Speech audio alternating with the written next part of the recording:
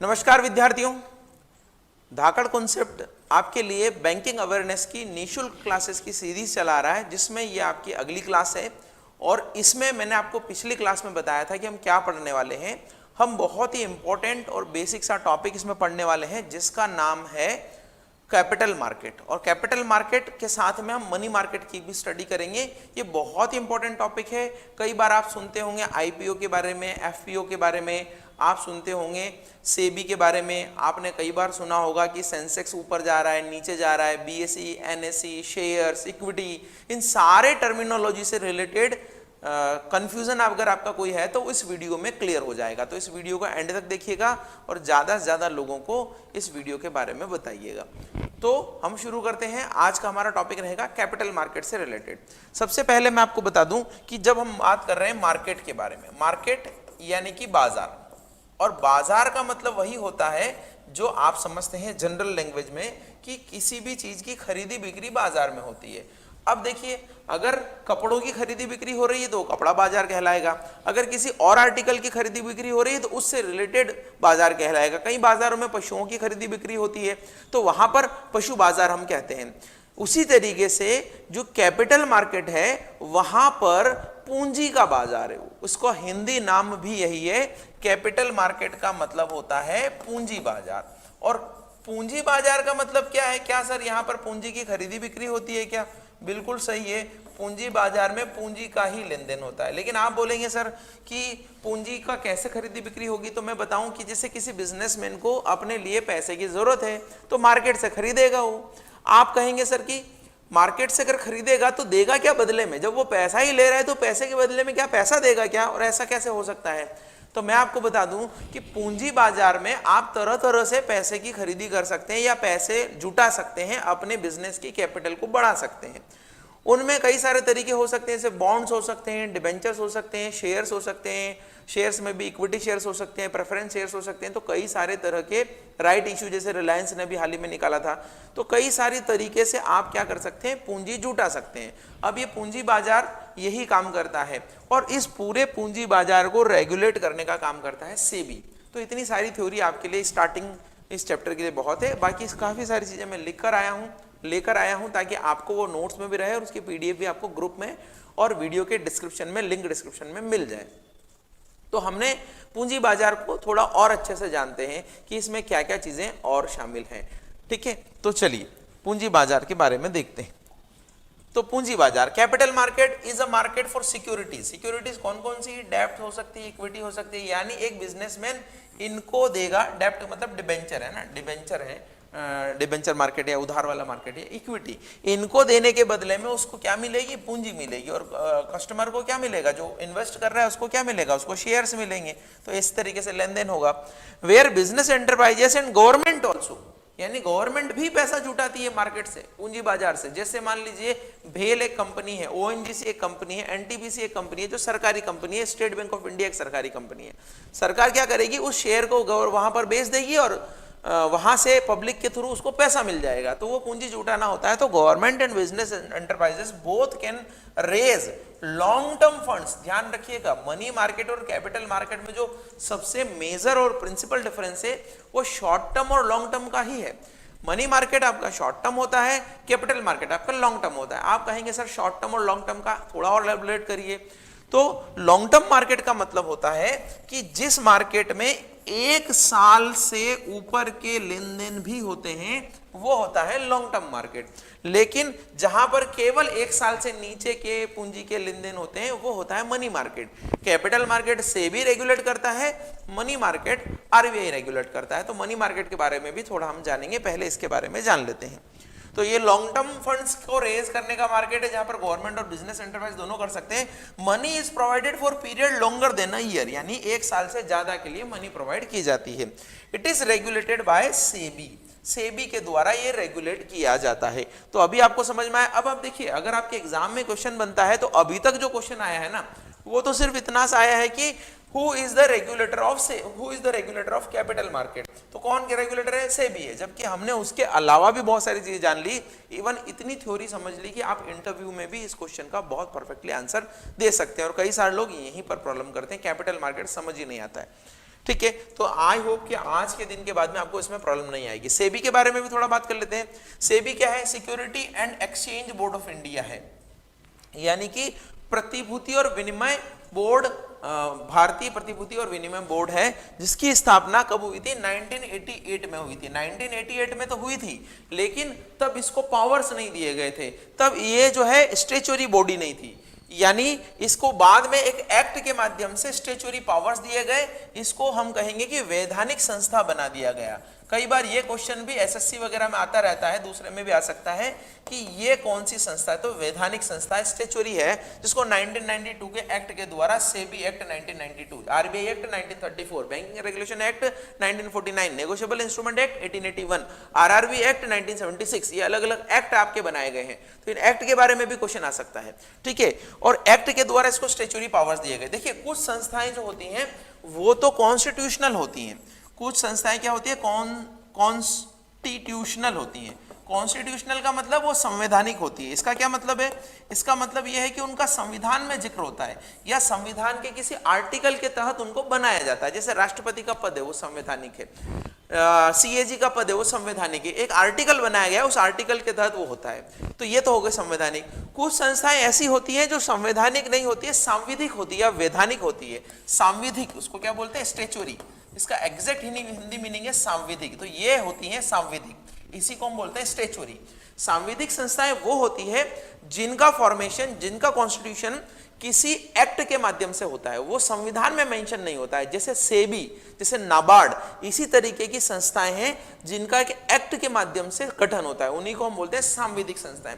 और कुछ संस्थाएं न इस कैटेगरी में आती हैं न इस कैटेगरी में आती हैं, जिनको हम बोलते हैं गैर संवैधानिक या असंवैधानिक। गैर संवैधानिक यानी इलीगल नहीं, संविधान में भी जिक्र नहीं है, और वैधानिक यानी संविधिक भी नहीं है। जैसे आपका नीति आयोग है, नीति आयोग को सरकार ने एक प्रपोजल पास करके बना दिया कि आप जो है ये काम करिए, एक थिंक टैंक है हमारा, तो न तो उसके लिए कोई एक्ट पारित किया गया, न वो संविधान में उल्लेखित है, तो उनको असंवैधानिक संस्थाएं हम बोलते हैं, नॉन कॉन्स्टिट्यूशनल बोलते हैं।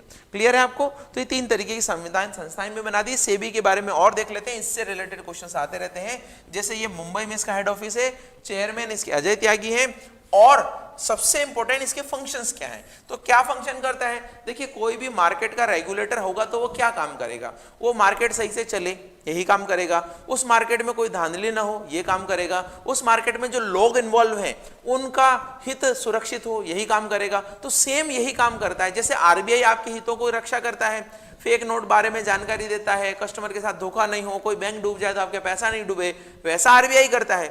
वैसा का वैसा ही सेबी भी काम करता है, to protect the interest of investors. ये इंटरेस्ट का मतलब ब्याज मत ले लीजिएगा, इंटरेस्ट का मतलब यहाँ पर हित है, कि उनके हितों की रक्षा करता है। इन सिक्योरिटीज यानी कोई निवेश कर रहे हैं आप तो वहां के उसको हित आपको सुरक्षित करेगा। और promote the development of and to regulate the security market, यानी उस मार्केट का, उस कैपिटल मार्केट का विकास भी करता है और उसका रेगुलेशन भी करता है। बस इतना सा काम ये सेबी का है। आप बता सकते हैं, 3 ही तो चीजें मैंने बताई, रेगुलेशन, प्रमोशन और प्रोटेक्शन, ये 3 चीजें सेबी करता है। इसी तरीके से कोई भी जो मार्केट का रेगुलेटर होगा, ट्राई क्या करता है? ट्राई भी यही काम करता है कि टेलीकॉम क्षेत्र में जितनी भी अथॉरिटीज हैं, जितने भी लोग जुड़े हुए हैं, उनके हितों की रक्षा करना। आप देखिए कॉल ड्रॉप का सिस्टम आया था, पहले फ्री बीज का सिस्टम आया था, पहले नेट न्यूट्रलिटी का मुद्दा आया था, अभी भी जो है वोडाफोन और इनका जो स्पीड एक्स का जो प्लान आया है कि आप प्रीमियम प्लान है, उनके ऊपर भी ट्राई ने बोला है। तो रेगुलेशन का काम करता है, कस्टमर को ज्यादा फायदा मिले, ज्यादा बेनिफिट मिले, उसके लिए काम करता है। ये भी उसके लिए काम करता है। एक और चीज बता दूं जो यहाँ पर नहीं लिखी हुई है, सेबी केवल कैपिटल मार्केट को रेगुलेट नहीं करता है, ध्यान रखिएगा। सेबी जो है इनको भी रेगुलेट करता है। किनको? क्रेडिट रेटिंग एजेंसीज को, क्रेडिट रेटिंग एजेंसीज को भी नियुक्त ये करता है, रेगुलेट करता है। मैंने पहले बताया क्रेडिट रेटिंग एजेंसी जैसे क्रिसिल हो गया, इकरा हो गया, ऑनिकरा हो गया, समेरा हो गया, फिच हो गया, ये सारी जो है क्रेडिट रेटिंग एजेंसीज है, उनको भी रेगुलेट करता है। और ये क्या करता है? माइक्रो फाइनेंस इंस्टीट्यूशन को भी रेगुलेट करता है। जो माइक्रो फाइनेंस इंस्टीट्यूशन है उनको भी रेगुलेट करता है ये। तो ये आप ध्यान रखिएगा, सेबी का ही काम है ये। चलिए आगे बढ़े, आगे बढ़ते हैं। तो कैपिटल मार्केट में क्या चीजें, देखिए अब कैपिटल मार्केट हम पढ़ रहे हैं, तो कैपिटल मार्केट में क्या चीजें, नंबर एक, कैपिटल मार्केट दो तरीके का होता है, एक प्राइमरी होता है और एक सेकेंडरी होता है। पहले प्राइमरी मार्केट के बारे में जानते हैं, फिर सेकेंडरी मार्केट के बारे में जानेंगे। प्राइमरी मार्केट का मतलब प्राथमिक बाजार, वो प्राथमिक बाजार जहां पर पहली बार सिक्योरिटी जारी की जाएगी, और पहली बार सिक्योरिटी जारी करने के बाद जहां उसका लेन देन होगा वो सेकेंडरी मार्केट है। तो पहली बार सिक्योरिटी जारी करने का क्या मतलब है, पहली बार जब कोई बिजनेसमैन जनता से अपील करता है कि आप हमें पैसा दो, हम आपको हमारी कंपनी का शेयर देंगे, तो पहली बार वो शेयर, वो हिस्सा निकलकर कंपनी से जनता के पास में जाता है। जब कंपनी से जनता के पास में जाता है तो जनता का हो जाता है, फिर जनता आपस में खरीदी बिक्री करेगी तो वो सेकेंडरी मार्केट है, और कंपनी से जब पहली बार जाएगा तो वो प्राइमरी मार्केट है। उसी को हम क्या बोलते हैं, आईपीओ बोलते हैं।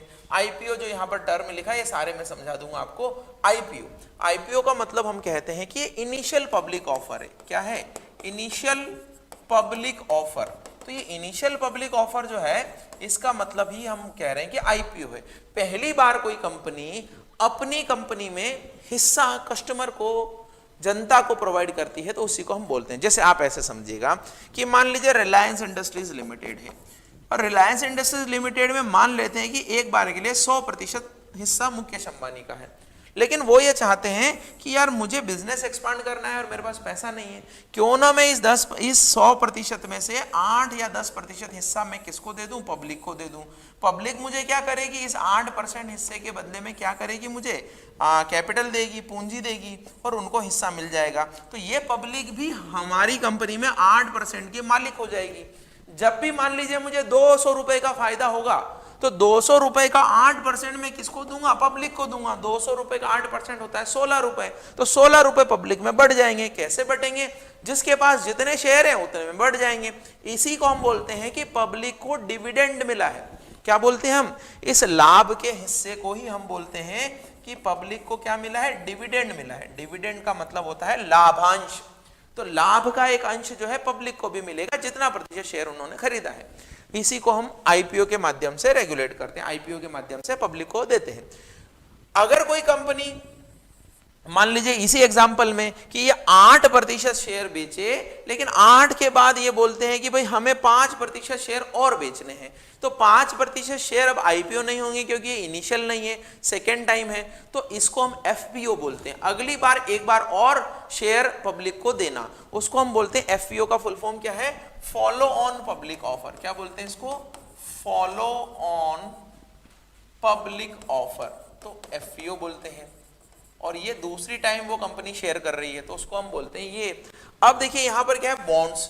बॉन्ड्स भी कंपनी जारी करती है, बॉन्ड्स में लेकिन उसमें हिस्सेदारी नहीं मिलती है लाभ में, उसमें एक फिक्स इनकम होती है। और वो फिक्स इनकम क्या है, जैसे आपने 1000 रुपए किसी कंपनी को उधार दिए तो आपकी दर डिसाइड कर दी कि आपको 8% की दर से ब्याज मिलेगा, चाहे हमें लाभ हो चाहे हमें लाभ ना हो, उसको हम बोलते हैं बॉन्ड्स।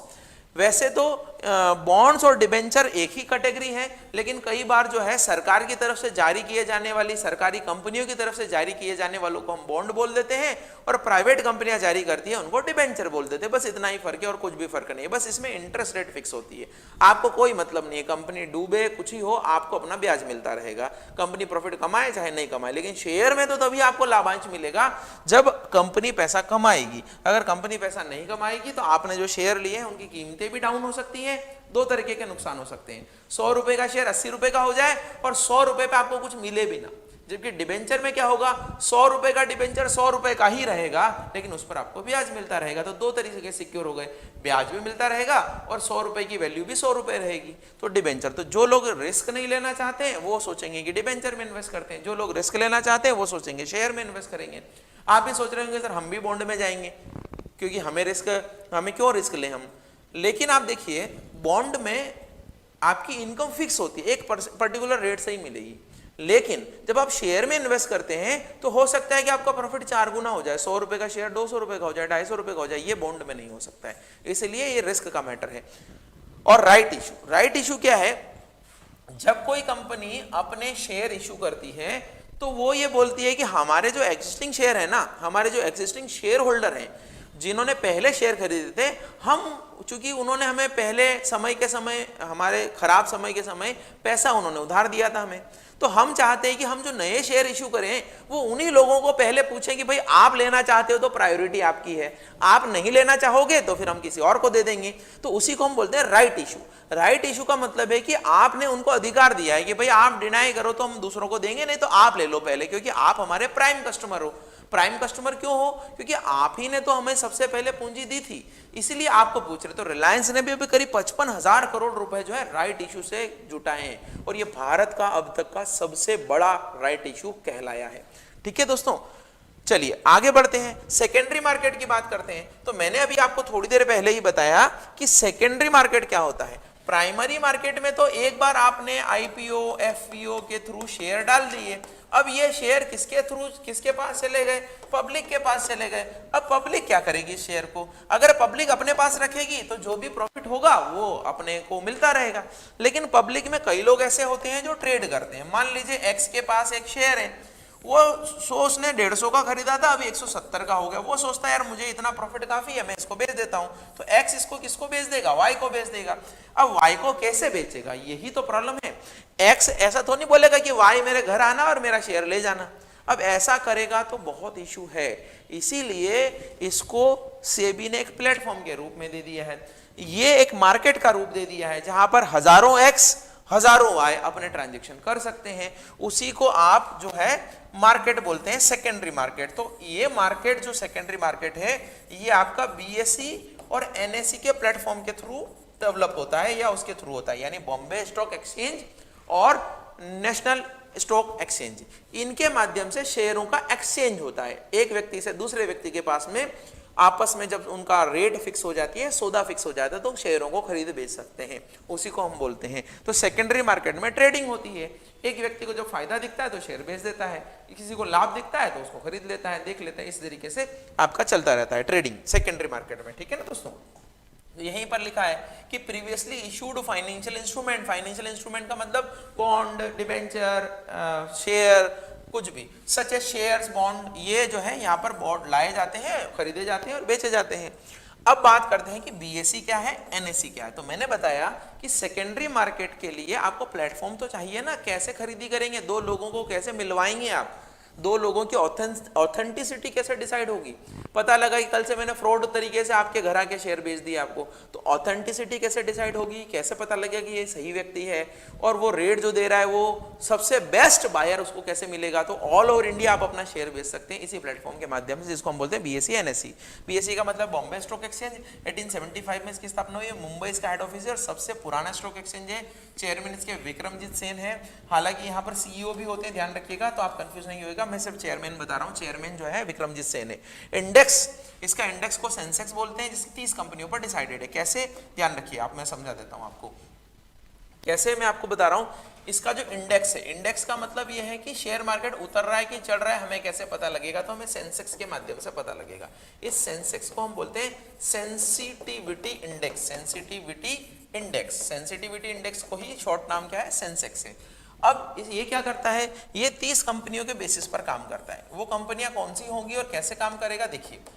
ये 30 कंपनियां बहुत ही ब्लू चिप कंपनियां होती है। ब्लू चिप कंपनियों का मतलब ये होता है कि जो बहुत अच्छा रिटर्न देती हैं, जिनमें ज्यादा डावाडोल नहीं होता है। कई सारे जो है इनके सिलेक्शन के क्राइटेरिया, जैसे वॉल्यूम ऑफ शेयर कितना ट्रेड होता है उन कंपनियों का, कितने शेयरों का ट्रेडिंग होता है, उनका मार्केट कैपिटलाइजेशन क्या है, उनकी प्रॉफिटेबिलिटी क्या है, उनकी नेटवर्थ क्या है, ये सारे पैरामीटर पर ये 30 कंपनियां सिलेक्ट की जाती हैं।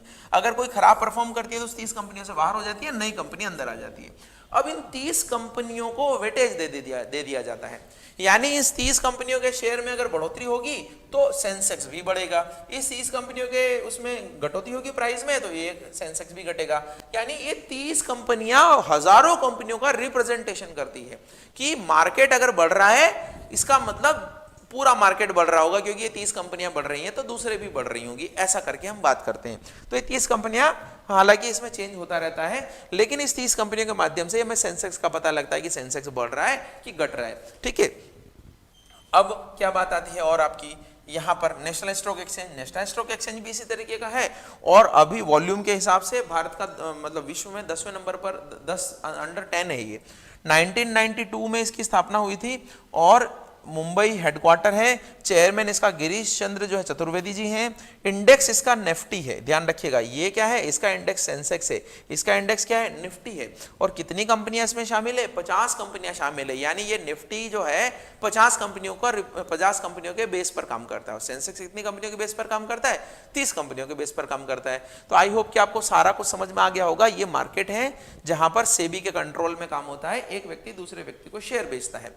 अब एक व्यक्ति दूसरे व्यक्ति को शेयर बेचता है, तो मैंने बोला कि उस व्यक्ति की ऑथेंटिसिटी कैसे डिसाइड होगी, कैसे पता लगेगा कि ये सही बोल रहा है, झूठ बोल रहा है, और कैसे पता लगेगा, और मैक्सिमाइजेशन कैसे होगा कि ज्यादा से ज्यादा अमाउंट इस एक्स को मिले। तो उसी के लिए आपका ट्रेडिंग होती है। अब आप सोचेंगे कि सर हम कैसे जुड़ सकते हैं बीएसई से, हम कैसे जुड़ सकते हैं एनएसई से। तो हमें क्या करना पड़ेगा बीएसई और एनएसई से जुड़ने के लिए, तो आपको क्या करना पड़ता है, खाता खुलवाना पड़ता है।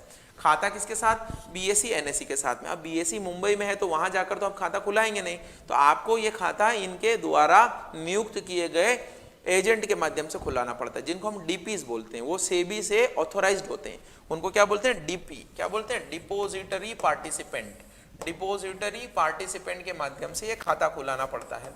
जैसे आपने सुना होगा शेर खान के बारे में, आपने सुना होगा, आपके यहाँ पर सुरेश राठी ब्रोकर हैं, वो चलते हैं, डिपॉजिटरी पार्टिसिपेंट होते हैं ये। इनके माध्यम से खाता खुलाइए और खाता खुलते ही आपको एक्सेस मिल जाएगा कहाँ पर, बीएसई और एनएसई के प्लेटफॉर्म पर। आपने देखा होगा रेड ग्रीन ब्लू ऐसे चलते रहते हैं शेयरों के भाव, वो स्क्रीन आपके घर पे भी लग जाएगी। आप अपने शेयर का भाव बताइए, सामने वाला खरीदना चाहेगा, ऑल इंडिया देख रहे हैं, खरीद लेगा। आप किसी का शेयर खरीदना चाहते हैं, सारे लोग खरीद रहे हैं, आपने पहले खरीद लिया, आपको भाव जम गया, आप खरीद लीजिए, तो प्लेटफॉर्म आपको मिल जाएगा। ठीक है, देखिए यहां पर मैंने लिखा भी है कि आपको एक डीमेट अकाउंट खुलवाना पड़ेगा। डीमेट अकाउंट किसके साथ खुलवाएंगे, डीपी के साथ में। और डीपी को कौन ऑथोराइज करता है, सेबी ऑथोराइज करता है। और इस डीपी के माध्यम से जो डीमेट अकाउंट खुलाएंगे, तो अगर आप डिपॉजिटरी पार्टिसिपेंट के साथ में डीमेट अकाउंट खुला लेंगे तो आपको कहां एक्सेस मिल जाएगा, बीएसई और एनएसई का एक्सेस मिल जाएगा। इसको डीमटेरियलाइज्ड अकाउंट बोलते हैं, डीमटेरियलाइज्ड अकाउंट बोलते हैं इसको। डीमटेरियलाइज्ड अकाउंट क्या है, देखिए आपको मैं समझाता हूं। डीमटेरियलाइज्ड अकाउंट क्या है, पहले ये नाम नहीं था। डीमेट अकाउंट का मतलब यह है कि आप जो भी शेयर खरीद रहे हैं तो आपके उस अकाउंट में पार्क रहेंगे। अब आप सोचेंगे सर पार्क रहने से डीमेट अकाउंट कैसे हुआ।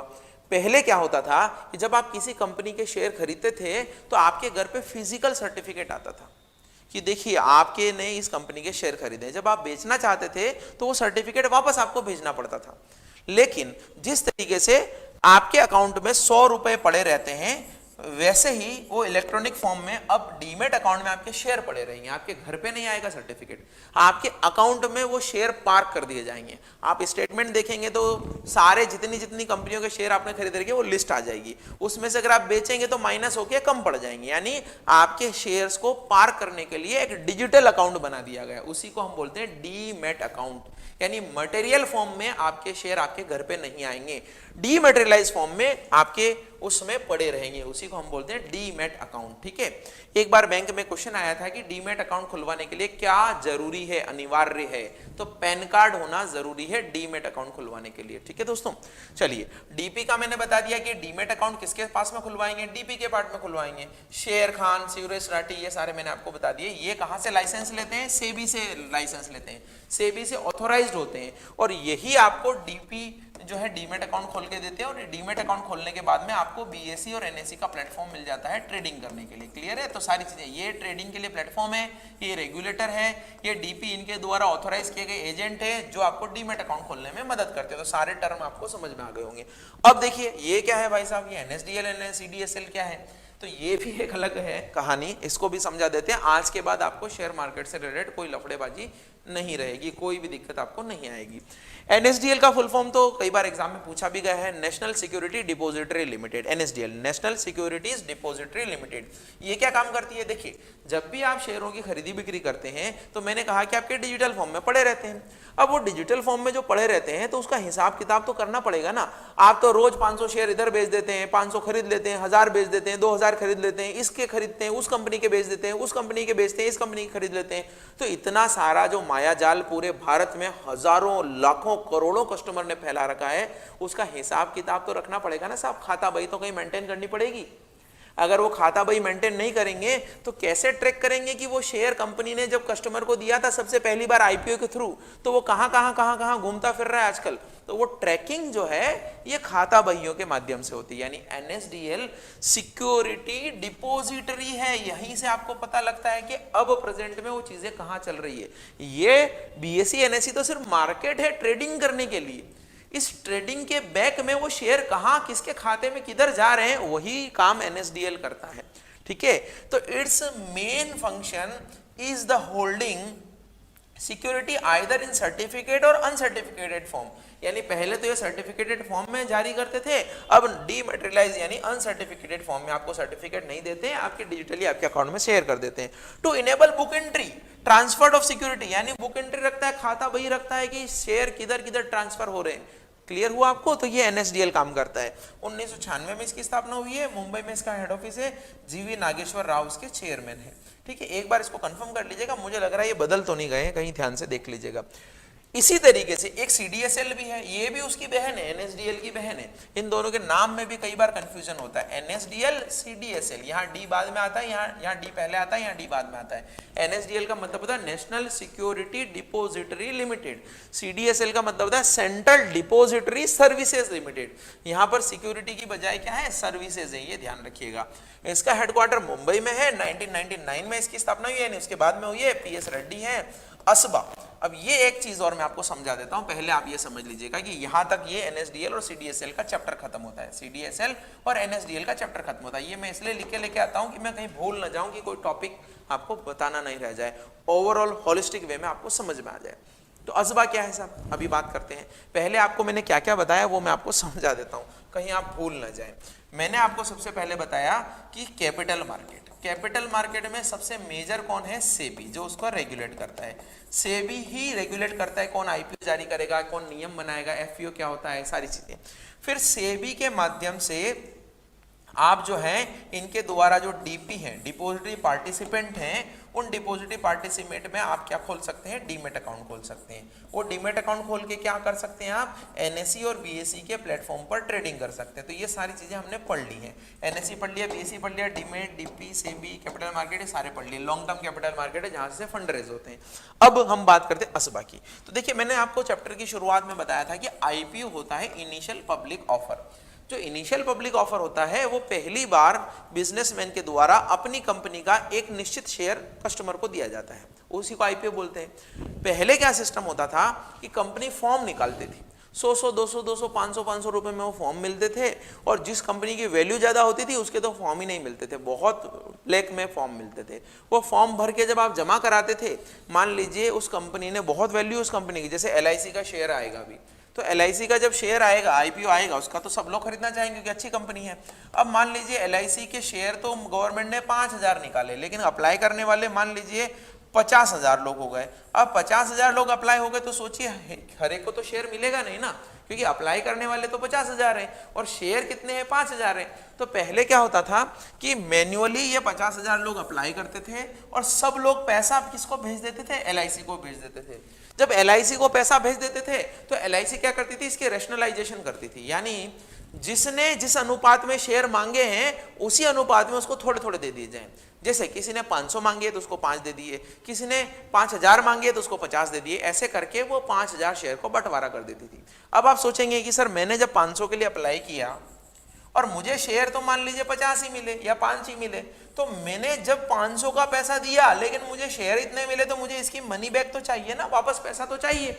तो आप एलआईसी को क्लेम करेंगे और एलआईसी उस पैसे को देगी, लेकिन इन प्रोसेस में बहुत टाइम लगता था। ये ऑफलाइन प्रोसेस थी, पहले फॉर्म निकलेंगे, फिर इतने लोग अप्लाई करेंगे, इतने लोग अप्लाई करेंगे तो वो सारा पैसा एलआईसी के पास जाएगा, एलआईसी उस शेयर को बांटेगी, जिसको नहीं मिला उसको रिफंड करेगी। ये सारा पैसा गड़बड़ रहता था, टाइम लगता था, और जिस व्यक्ति ने लाखों रुपए का इन्वेस्टमेंट किया लेकिन उसको शेयर नहीं मिल रहा है, उसको ब्याज का भी तो नुकसान होता था ना, कि इतने टाइम पैसा वो कंपनी के पास पड़ा रहता था। इसी प्रोसेस को इन्होंने क्या कर दिया है, ऑनलाइन कर दिया, उसी को हम बोलते हैं ASBA facility. Application supported by blocked amount, इसी ब्लॉक्ड अमाउंट से समझ लीजिए, यानी आपका एक खाता है, आपका अकाउंट है, उस अकाउंट के माध्यम से आप क्या करना चाह रहे हैं, आईपीओ खरीदना चाह रहे हैं, तो आपको अभी इस अकाउंट के माध्यम से पैसा कंपनी के पास भेजने की जरूरत ही नहीं। क्योंकि कंपनी के पास में भेजेंगे तो वो वापस रिफंड आपको करेगी अगर शेयर नहीं मिले तो या थोड़े मिले तो। लेकिन इस अकाउंट में क्या होगा, आपके मान लीजिए 5 लाख रुपए पड़े और ये 5 लाख रुपए आप पूरा का पूरा इन्वेस्ट करना चाहते हैं, तो इस आईपीओ में इस 5 लाख रुपए को ब्लॉक कर दिया जाएगा, खाते से जाएंगे नहीं, ब्याज भी मिलता रहेगा आपको 5 लाख का। अब आपने अप्लाई कर दिया आईपीओ के लिए, मान लीजिए 5 के 5 लाख रुपए के शेयर आपको हो गए अलॉट, तो ये 5 लाख रुपए आपके खाते से जो ब्लॉक पड़े हैं वो कट के एलआईसी के पास चले जाएंगे। अगर ये 5 लाख रुपए के शेयर आपको अलॉट नहीं हुए तो इस 5 लाख में मान लीजिए 1 लाख के शेयर अलॉट हुए, तो ये 5 लाख में से 4 लाख तो आपके अनब्लॉक हो जाएंगे, वापस आपके खाते में ही पड़े रहेंगे, केवल 1 लाख रुपए एलआईसी को चले जाएंगे। तो कितना अच्छा सिस्टम है, पैसा भी आपके पास पड़ा रहा, आपका पैसा ब्लॉक रहा बस, लेकिन ब्याज तो मिलता रहा और वापस कंपनी से लेने की जरूरत नहीं पड़ी, टाइम भी बच गया, डिजिटली ट्रांजेक्शन हो गया। इसी को हम बोलते हैं असबा फैसिलिटी। तो आई होप आपको समझ में आया होगा, और अगर आपको लगता है कि वास्तव में आपको नॉलेज मिल रहा है, इधर बंदर कूद नहीं हो रही है, उछल कूद नहीं हो रही है, प्योर नॉलेज मैं आपको डिलीवर करने की कोशिश कर रहा हूं। हालांकि प्योर नॉलेज जो है आजकल के लोगों को समझ में नहीं आता है, उनको हंसी मजाक और छमकों की जरूरत होती है, और वो उछल कूद वाले बंदर मैं हूं नहीं, मैं कर नहीं सकता ऐसे काम। मैं आपको प्योरली नॉलेज दे सकता हूं, मैं बता सकता हूं कि चीजें कैसे क्लियर होंगी।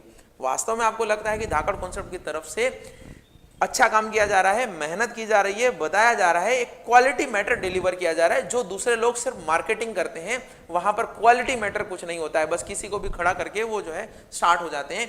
तो अगर आपको वास्तव में ऐसा लगता है तो ज्यादा से ज्यादा लोगों तक धाकड़ कॉन्सेप्ट को पहुंचाइए, क्योंकि आप ही हैं ऐसे जो ज्यादा से ज्यादा लोगों तक पहुंच बना सकते हैं हमारी, और उनसे हमें जोड़ सकते हैं। क्योंकि हम एक लोकल लेवल पे ब्रांड है और इसको हम ग्लोबल करना चाहते हैं। क्यों करना चाहते हैं? क्योंकि हम पहले सीमित थे ऑफलाइन क्लासेस तक, हम 100 लोगों 50 लोगों तक पढ़ाते थे और उसमें कई सारे सिलेक्शन होते थे। अब हम हजारों तक पहुंच सकते हैं और आप हमें पहुंचा सकते हैं। ठीक है दोस्तों, तो इसका ध्यान रखिएगा। तो मैंने बता दिया आपको। ये एक चीज और बता देता हूं जो यहां पर लिखी हुई नहीं है, वो मुझे याद आ गई, मैं भूल गया। एस्क्रू अकाउंट के बारे में सुना होगा आपने। ये एस्क्रू अकाउंट क्या होता है, तो ध्यान रखिएगा, ये एस्क्रू अकाउंट क्या होता है, थर्ड पार्टी अकाउंट होता है। थर्ड पार्टी अकाउंट क्या आप बोलेंगे? देखिए, मैंने अभी आपको बताया था कि एलआईसी जारी कर रही है आईपीओ। एलआईसी जारी कर रही है अगर आईपीओ, तो उसको कस्टमर को या पब्लिक को, पब्लिक का रिलेशन है, पब्लिक एलआईसी को पैसा देता है, एलआईसी वापस रिटर्न कर देती है पब्लिक को। लेकिन ये क्या करती है एलआईसी, जब तक शेयरों का आवंटन नहीं होता है तब तक अपने जितने भी पैसे इसके पास रहते हैं वो एक अलग अकाउंट में रखती है।